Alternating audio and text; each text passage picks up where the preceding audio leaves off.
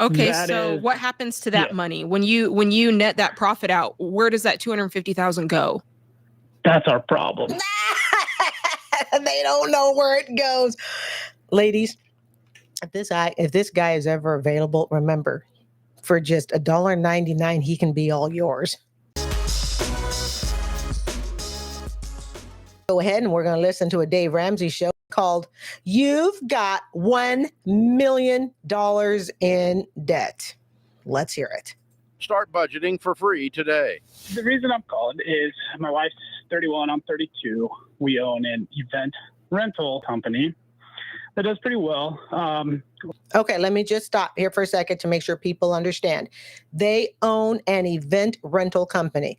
For those who may not be familiar, an event rental company is where, let's say you want to have a wedding, bar mitzvah, or just simply some happy company party going on, okay? You can rent a place to do that. So that's what an event rental company is. And they can oftentimes be a lot cheaper than going to a more formal place. So it's a nice way to save money. And 3 years ago, we purchased a commercial building and opened up a event venue. The process of doing that, we went into debt about. Of course, they went into debt. Oh, Lord. $900,000 after remodel. Yep. They went into debt. Jamie, tell me if I'm wrong. Parlor, Benny, HWL. Tell me if this is another home business. I mean, self-employed home business doesn't necessarily mean it has to run out of the home, but this is another self-employment. Now, remember, I don't listen to these calls in advance. I go straight based off the title and what looks delicious. Sheesh. After the remodel and then plus about another 150 to 200 to my in-laws. For what? For the remodel, we You already spent $900 on the remodel. What could your in-laws possibly have to offer you that you? Oh, geez. The commercial property we had to do an extensive remodel on it to kind of make it how we wanted. And the in-laws gave you the money for it? For the extra. So we got a $1 million loan. We're going to do it, family. If anybody's in the chat, feel free to pour tea with us. We're going to do it. We got the gist of it. Let us pour that $1 million cup of tea. Oh, my Lord. Guys, bought a commercial building and look at what's happened to commercial real estate. Remember, this call was 4 days ago. All right. All live stream calls are current, usually within a week or so. Look at what has happened to commercial property. Thank you. Jamie and Benny are serving tea in the chat. Look at what's happened to commercial property. They spent $1 million and they don't even have the business yet. This is just, let's go set it up. $1 million. Who had the bright idea of, hey, let's go ahead, buy this commercial property. We're going to spend $1 million in fixing it up. Oh, and by the way, that's not enough money. Now we're going to go to my in-laws and we're going to borrow another $100,000 from them. So now we're $1 million in this property and we haven't even sold anything yet.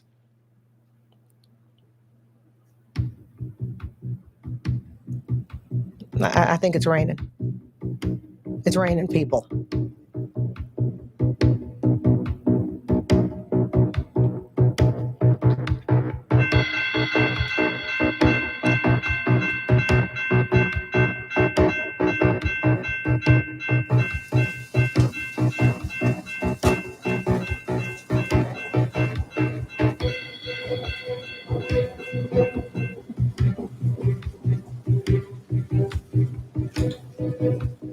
There's some serious thunderstorm going on.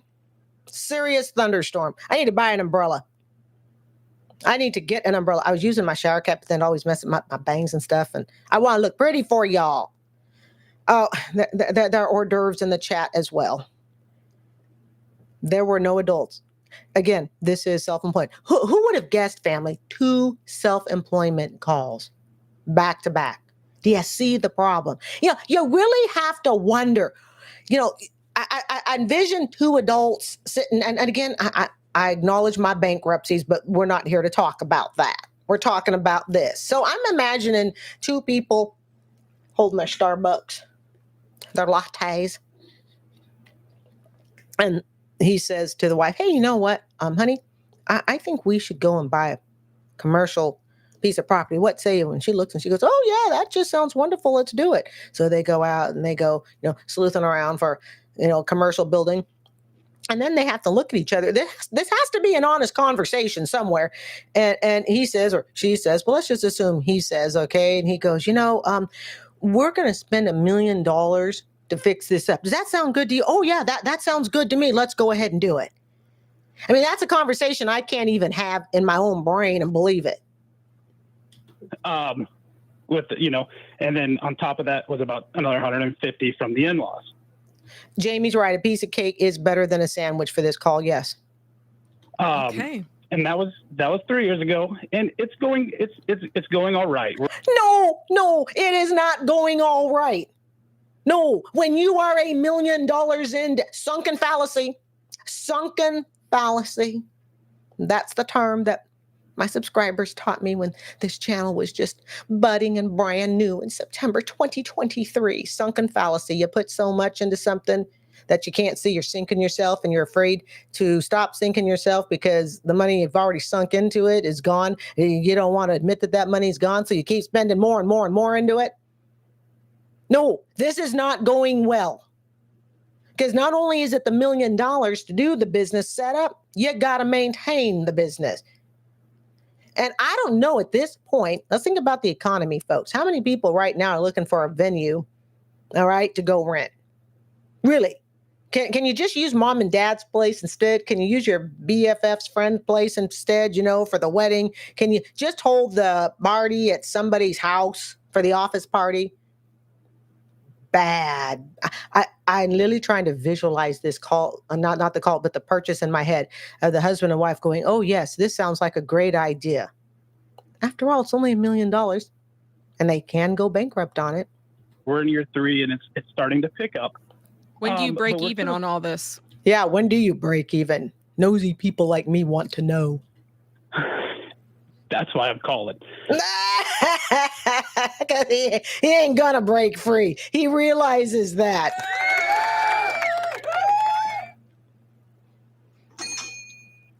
All he sees is the money that they've spent.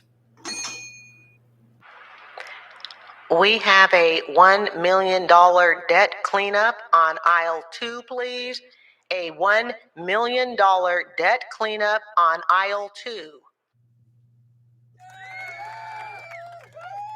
Home with Love writes, self-funding a business is possible. Purchase something they could afford in cash and scale up over time. Now they're stuck in debt to our parents. I'd rather owe everyone but mom and dad. Sweet Jesus, you are so right.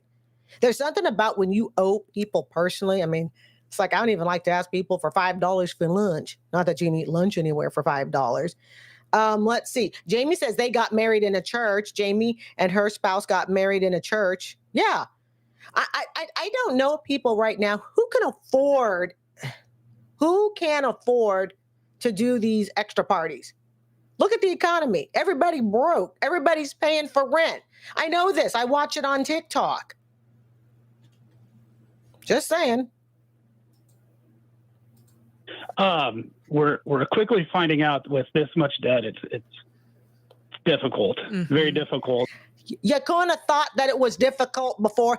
Here's the thing. I seriously doubt that they did a budget analysis. Nobody wants to do a budget analysis when it comes to a home business because, that doesn't sound really exciting. And then you may actually find that your home business idea kind of sucks.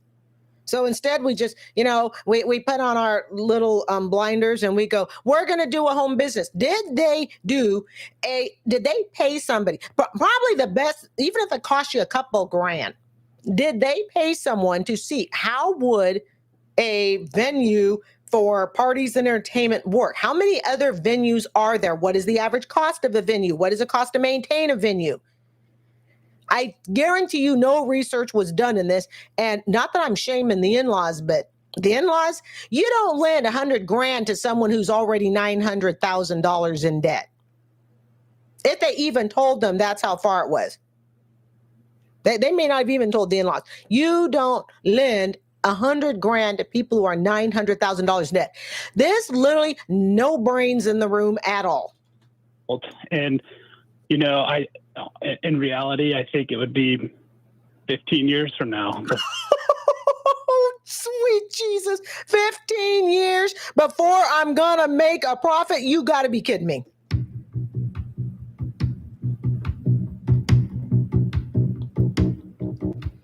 That's our running music. Okay, for those who are new to the chat, we play this music. All right, whenever we're like trying to run away from something. 15 years. Oh, I never thought I'd say this. Give me the student loan instead. Give me the student loan, a federal student loan, so I can go work a public service job because I have a better chance of getting that paid off.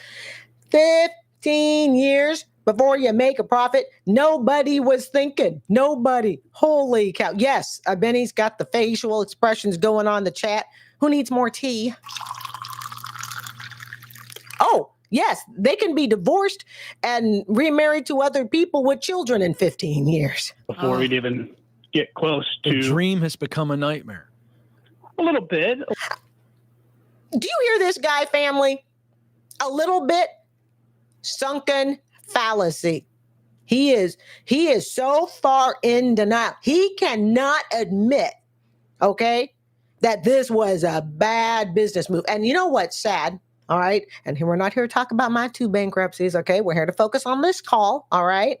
What's sad is he is not going to be able to peel himself out of this until he's able to admit this was a bad move. And her too, the wife too. It's not just him. A little bit. It's still fun and we enjoy it. But well, it's always, you see, it's always fun.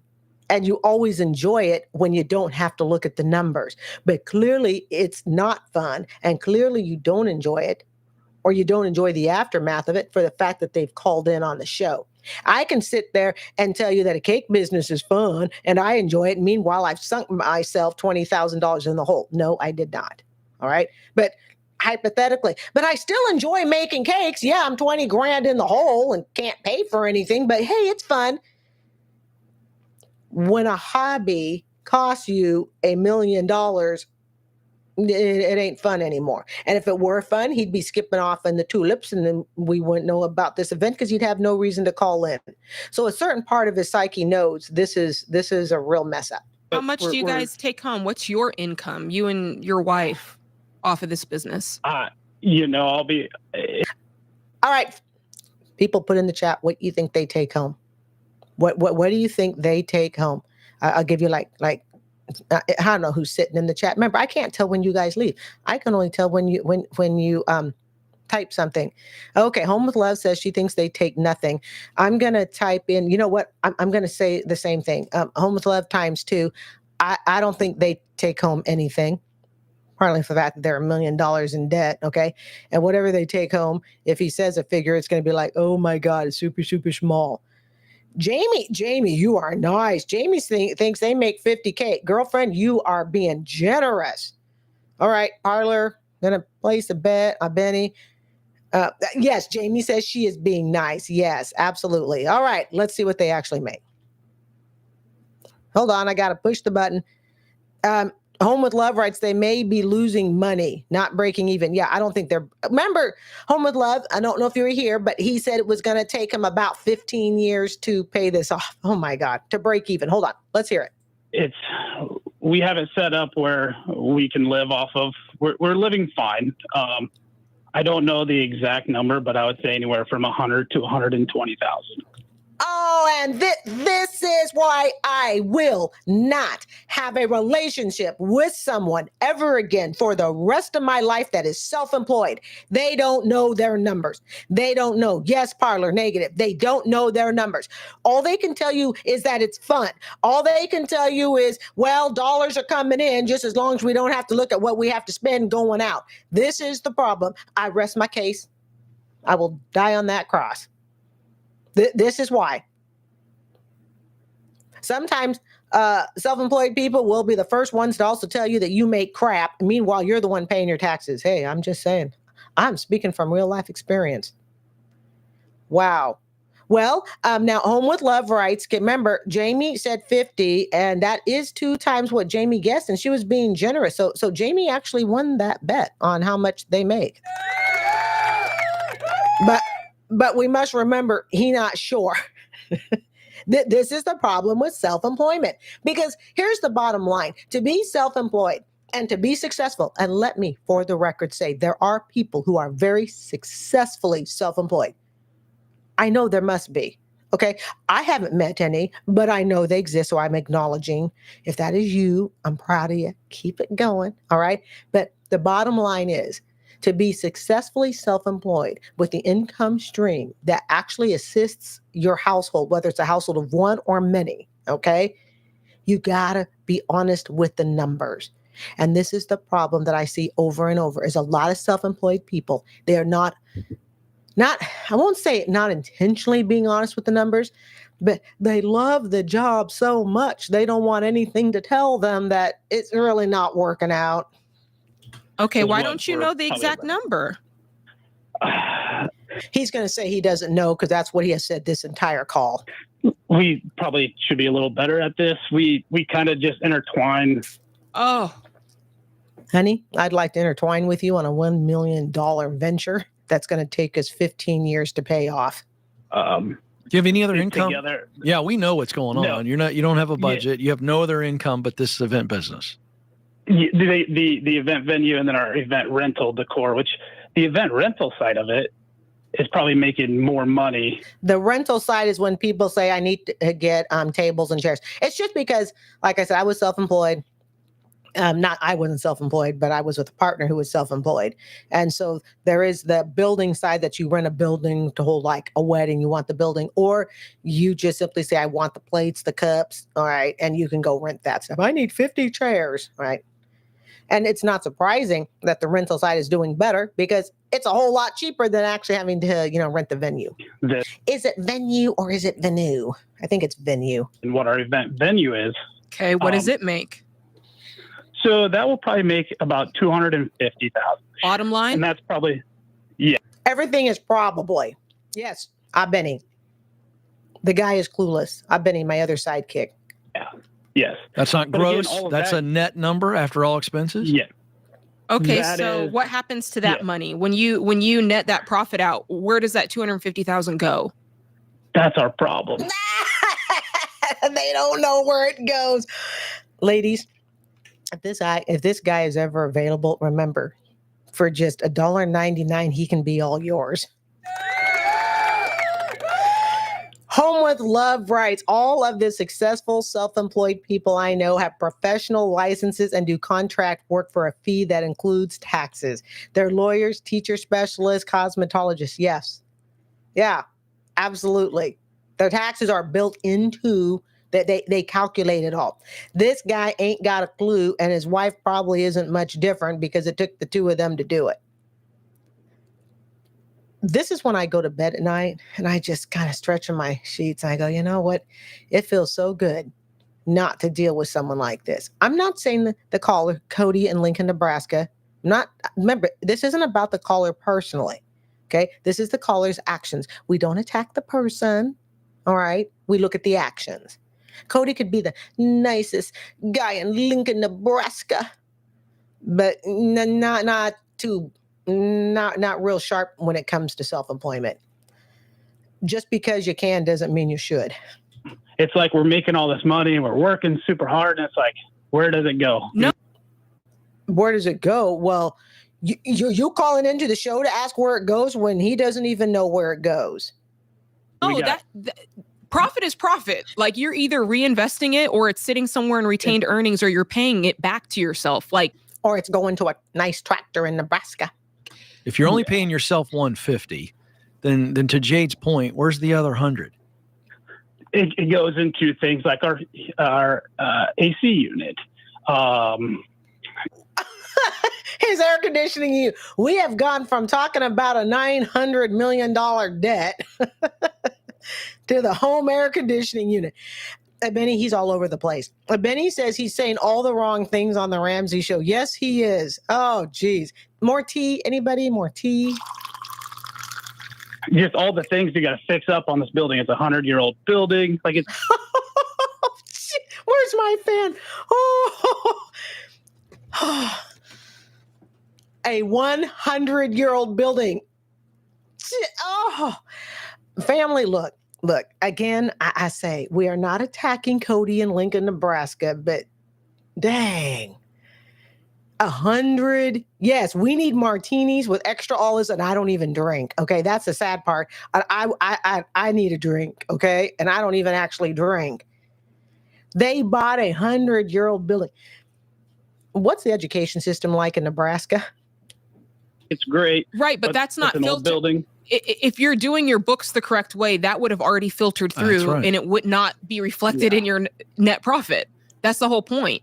So is somebody managing your books, or are you doing it? He's probably doing it. No, we have an accountant that does it. She helps us through all this.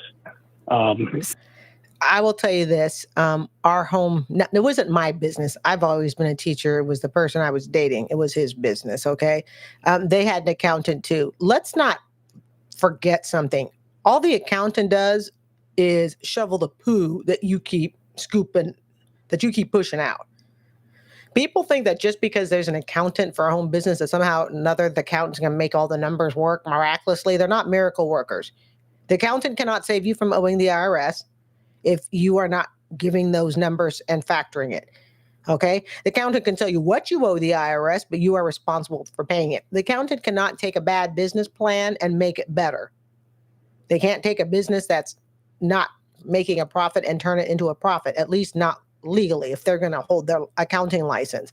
An accountant cannot take your stupid ideas like, let's go buy a 100-year-old building, put $900,000 into it, and then go borrow another 100 grand from the in-laws. An accountant cannot do all that. Don't worry, accountants, I'm on your side, okay?